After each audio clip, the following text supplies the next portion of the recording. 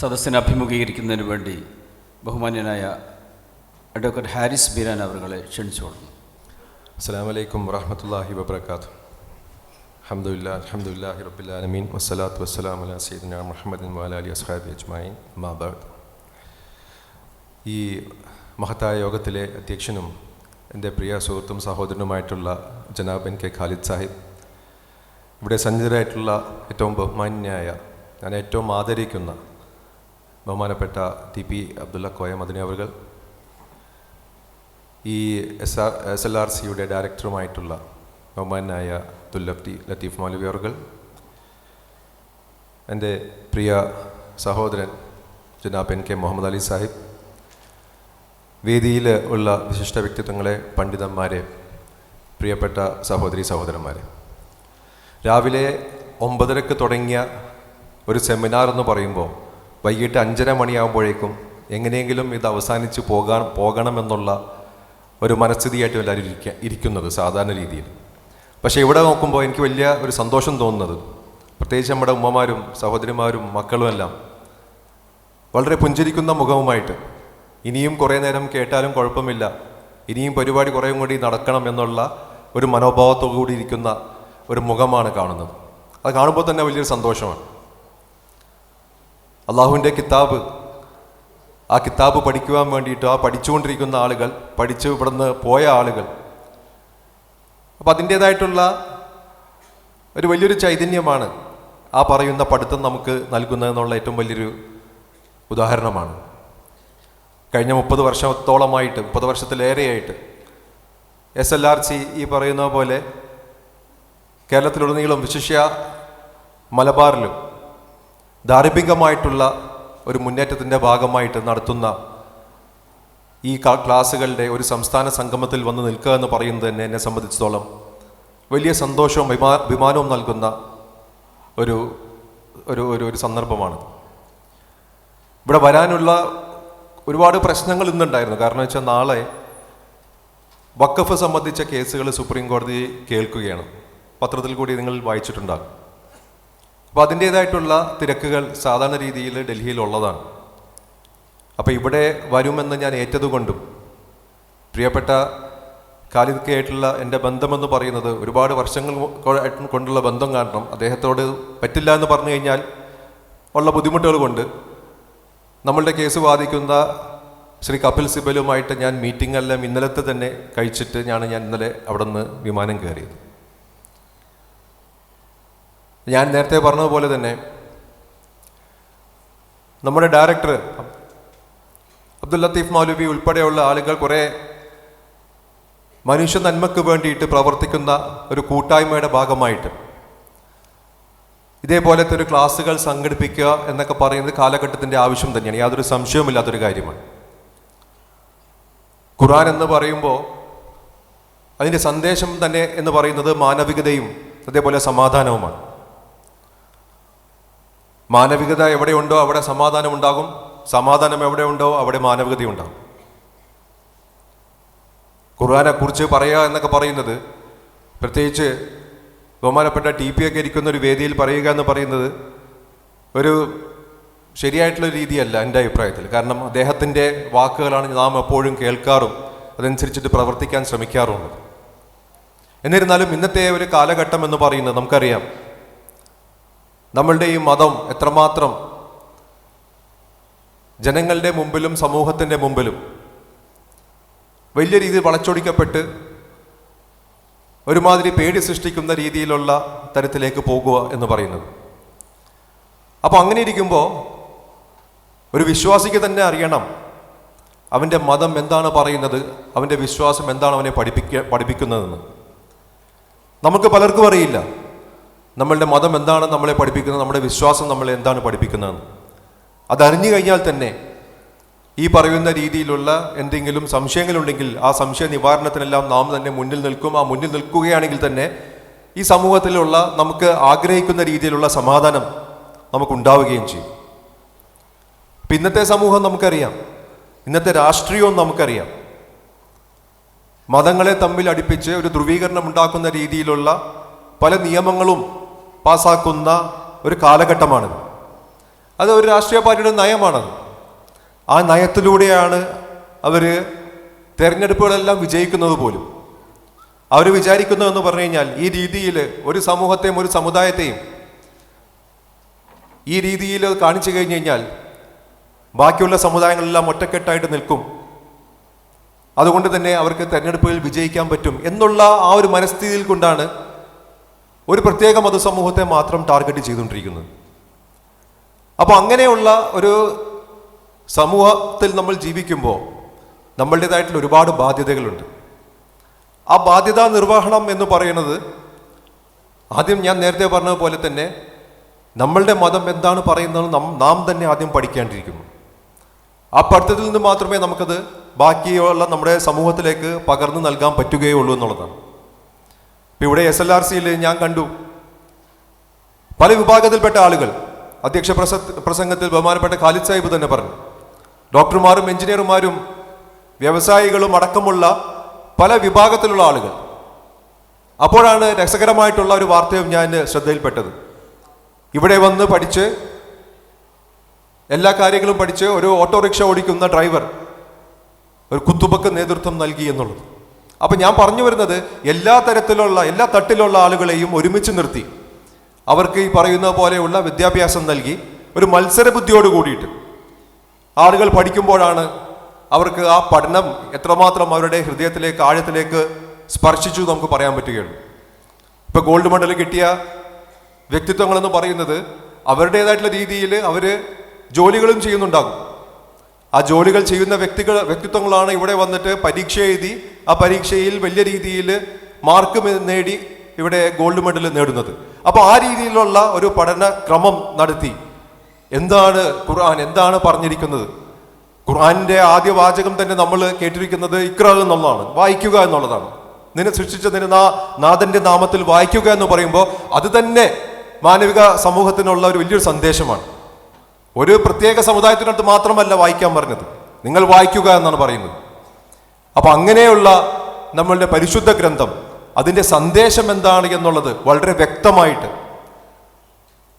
അത് എന്താണ് പറയുന്നത് എന്നുള്ളത് പഠിപ്പിച്ച് ആ സന്ദേശ പ്രചാരകരാക്കി മാറ്റുവാനുള്ള ഏറ്റവും വലിയ ഉദ്യമമാണ് SLRC നടത്തുന്നത് എന്നുള്ളതാണ് സത്യം പറഞ്ഞാൽ ഇതിന്റെ വാസ്തവം എന്ന് പറയും.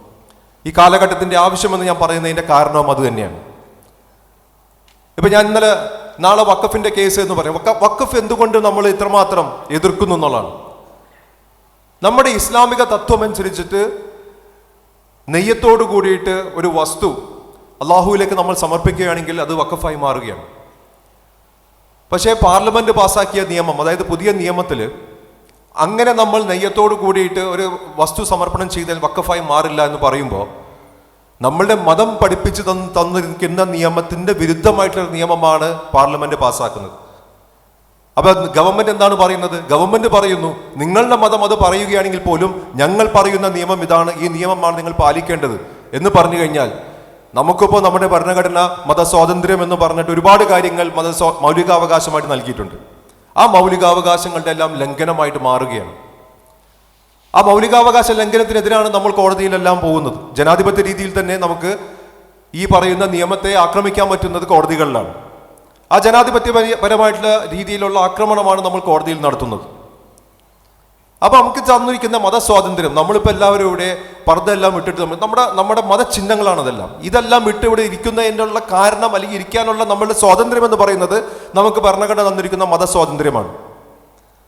നമുക്ക് നമ്മുടെ മതം ആചരിക്കാനും പ്രചരിപ്പിക്കാൻ പോലുമുള്ള സ്വാതന്ത്ര്യമാണ് നമുക്ക് നമ്മളുടെ ഭരണഘടന തന്നിരിക്കുന്നത്. അപ്പൊ ഇതിനെല്ലാം വിരുദ്ധമായിട്ടുള്ളൊരു നിയമം പാസ്സാക്കുകയാണെങ്കിൽ ആ വിരുദ്ധത നമ്മൾ ചോദ്യം ചെയ്യുക തന്നെ ചെയ്യും. ആ ചോദ്യം ചെയ്യലിന്റെ ഭാഗമായിട്ടാണ് കോടതിയിൽ പോയിരിക്കുന്നത്. നമ്മൾ പൗരത്വ നിയമത്തിനെയും ഒരുപാട് നമ്മളിങ്ങനെ പ്രക്ഷോഭം കണ്ടു. പൗരത്വ നിയമത്തിൽ എന്ന് പറഞ്ഞാൽ അഭയാർത്ഥികൾക്ക് പൗരത്വം നൽകുന്ന ഒരു നിയമമാണ് പൗരത്വ നിയമം എന്ന് പറയുന്നത്. നമുക്കൊരു പ്രശ്നമില്ല. ഈ അഭയാർത്ഥികൾ എന്ന് പറയുന്നത് അവരവരുടെ നാട്ടിൽ നിൽക്കാൻ പറ്റാതെ ഇന്ത്യയിലേക്ക് വരുന്ന ആളുകളാണ്. അവർക്ക് ഇന്ത്യയുടെ പൗരത്വം നൽകുന്ന നമുക്ക് യാതൊരു ബുദ്ധിമുട്ടും, നമ്മൾ സ്വാഗതം ചെയ്യും. പക്ഷെ അഭയാർത്ഥികളായിട്ട് കണക്കാക്കണം. ഇവിടെ എന്താ ചെയ്തത്? അഭയാർത്ഥികളെ നിങ്ങൾ ഹൈന്ദവ അഭയാർത്ഥിയായിട്ട്, ക്രൈസ്തവ അഭയാർത്ഥിയായിട്ട്, സിഖ് അഭയാർത്ഥിയായിട്ട്, ജൈനൻ അഭയാർത്ഥിയായിട്ട്, പാർസി അഭയാർത്ഥിയായിട്ട് എല്ലാം കണ്ട് മുസ്ലിം അഭയാർത്ഥിയെ മാത്രം മാറ്റി നിർത്തി. നമ്മളപ്പോൾ എന്താ ചെയ്തത്? എന്താ പറഞ്ഞത്? 6 മതങ്ങളുടെ പേര് നീ പറഞ്ഞിട്ടുണ്ട്. അതിൻ്റെ കൂട്ടത്തിൽ ഒരു മുസ്ലിം അഭയാർത്ഥിയുടെ പേര് മാത്രം എഴുതി ചേർത്താൽ മതി, ഞങ്ങൾക്കൊരു പ്രശ്നവുമില്ല. അല്ലെങ്കിൽ നിങ്ങൾ മതങ്ങളുടെ പേര് എഴുതിയിട്ടുണ്ട്, അവിടെ വെട്ടിയാൽ മതി, അഭയാർത്ഥികൾ എന്ന് മാത്രം പറഞ്ഞാൽ മതി. ഇവിടെ എന്താ ചെയ്തത്? മതം മാനദണ്ഡമാക്കിയിട്ടൊരു നിയമം പാസ്സാക്കുകയാണ്. അപ്പം മതം മാനദണ്ഡമായിട്ട് നിയമം പാസ്സാക്കി കഴിഞ്ഞ് കഴിഞ്ഞാൽ, ഒരു മതത്തെ മാത്രം മാറ്റി നിർത്തുന്ന നിയമം പാസ്സാക്കി കഴിഞ്ഞ് കഴിഞ്ഞാൽ, ഞാൻ നേരത്തെ പറഞ്ഞ പോലെ രാജ്യം ഭരിക്കുന്ന പാർട്ടിക്കുള്ള പല പല അജണ്ടകളുണ്ടാവും. ആ അജണ്ടകളുടെ ഒരു ഭാഗമായിട്ടായിരിക്കും ഇതെല്ലാം ചെയ്യുന്നത്. പക്ഷേ അപ്പോഴും ആരെയാണ് അതിനകത്ത് ടാർഗറ്റ് ചെയ്യപ്പെടുന്നത്? ഒരു പ്രത്യേക സമുദായത്തിനാണ് ടാർഗറ്റ് ചെയ്യപ്പെടുന്നത്. അപ്പോൾ ആ ടാർഗറ്റ് ചെയ്യപ്പെടുന്നത്, ഇപ്പോൾ നമ്മളിപ്പോൾ വഖഫിന്റെ വിഷയം വരുമ്പോൾ തന്നെ ഇതര സമുദായ അംഗങ്ങൾക്കെല്ലാം ഈ വഖഫ് എന്ന് പറഞ്ഞു കഴിഞ്ഞാൽ വലിയ ഭീതിയോടുകൂടി നോക്കി നിൽക്കുന്ന ഒരു അവസ്ഥയാണ്. അവർ പറയുന്നു, എൻ്റെ വേണമെങ്കിൽ വീടോ എൻ്റെ കച്ചവട സ്ഥാപനമോ വഖഫ് ബോർഡിന് തോന്നുകയാണെങ്കിൽ ഒരു വിജ്ഞാപനം മാത്രം ഇട്ടാൽ മതി, അത് വഖഫായി മാറും. അപ്പൊ ആ രീതിയിലുള്ളൊരു കഥ മെനഞ്ഞെടുത്തുകൊണ്ടുള്ള വലിയ രീതിയിലുള്ള പ്രചരണമാണ്. മൊത്തത്തിൽ നമ്മൾ പറയുന്നുണ്ട് ഇസ്ലാമോഫോബിയ എന്നെല്ലാം പറയുന്നുണ്ട്. ഇസ്ലാമോഫോബിയയുടെ ഒരു ഭാഗമായിട്ട് തന്നെയാണ് ഇതെല്ലാം. അപ്പൊ അതിന്റെ സത്യാവസ്ഥ എന്താണ്? വഖഫ് എന്ന് പറഞ്ഞു കഴിഞ്ഞാൽ നമ്മളുടെ ഒരു വിശ്വാസി അള്ളാഹുവിലേക്ക് സമർപ്പിക്കുന്ന സ്വകാര്യ സ്വത്താണ്. ആ വിശ്വാസിയുടെ സ്വകാര്യ സ്വത്താണ്. ആ സ്വകാര്യ സ്വത്തിന്റെ സംരക്ഷണം മാത്രമാണ് നമ്മൾ ആവശ്യപ്പെടുന്നത്, വേറെ ഒന്നുമല്ല. വേറെ ആരുടെ ഭൂമി നമുക്ക് വേണ്ടേന്താണ്. ഇത് ഇതര സമുദായക്കാരോട് നമ്മളുടെ ഈ ആശയം പ്രചരിപ്പിക്കണമെങ്കിൽ നമുക്ക് തന്നെ വ്യക്തത വേണം. നമുക്ക് തന്നെ വഖഫ് എന്ന് പറയുന്നതിൻ്റെ വ്യക്തമായിട്ടുള്ള ഒരു അടിസ്ഥാനം വേണം.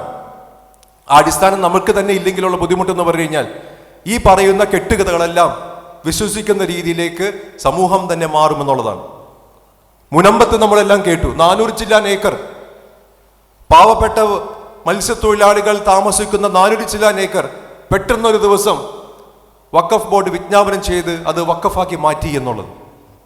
അപ്പൊ എന്തുമാത്രം കെട്ടുകഥകളാണ് അവിടെ പ്രചരിപ്പിക്കുന്നത് എന്നുള്ളതാണ്. 1950 ഒരു വഖഫ് ആധാരത്തിൽ വളരെ വ്യക്തമായിട്ട് അത് വഖഫായിട്ട് ഞാൻ ചെയ്യുന്നു എന്ന് സിദ്ദീഖ് സേട്ട് പറഞ്ഞിട്ടുണ്ട്, ഫറൂഖ് കോളേജ് മാനേജ്മെന്റിന് വേണ്ടിയിട്ട്.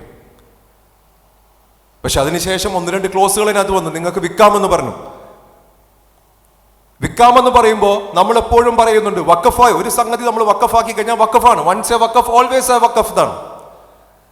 അപ്പൊ വിൽക്കാമെന്ന് ആ പറയുന്ന ആധാരത്തിൽ പറഞ്ഞു കഴിഞ്ഞു കഴിഞ്ഞാൽ, ആ പറയുന്ന അധികാരം വെച്ചിട്ട് ഫറൂഖ് കോളേജ് വിറ്റ് കഴിഞ്ഞാൽ അതിൽ വല്ല തെറ്റുണ്ടോ? സാങ്കേതികമായിട്ട് തെറ്റുണ്ടോ? ഇത് വഖഫ് ഭൂമി തന്നെയാണോ, അല്ലെങ്കിൽ ഇഷ്ടദാനമായിട്ടാണോ ഫറൂഖ് കോളേജിൽ നിന്ന് കിട്ടിയത്?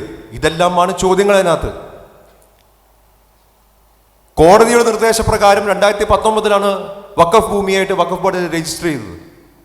കോടതിയുടെ നിർദ്ദേശപ്രകാരം വഖഫായിട്ട് രജിസ്റ്റർ ചെയ്യുന്നതിന് എത്രയോ വർഷങ്ങൾക്ക് മുമ്പ് ഫറൂഖ് കോളേജ് അത് വിൽക്കുകയും ചെയ്തു.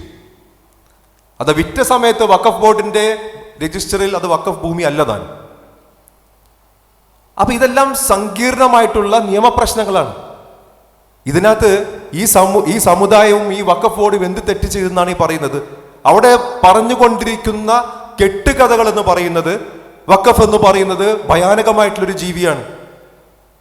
എന്റെയും നിന്റെയും വീട്, എന്റെയും നിന്റെയും കച്ചവട സ്ഥാപനം, ഇതെല്ലാം പൂട്ടിക്കാനും ഏറ്റെടുക്കാനും ഇത് മാത്രം മതി എന്നുള്ള രീതിയിലാണ് നമ്മളതിന് അടിസ്ഥാനപരമായിട്ടുള്ള നമ്മളതിന് ഉത്തരം കൊടുക്കുന്നത് ഈ രീതിയിലായിരിക്കണം.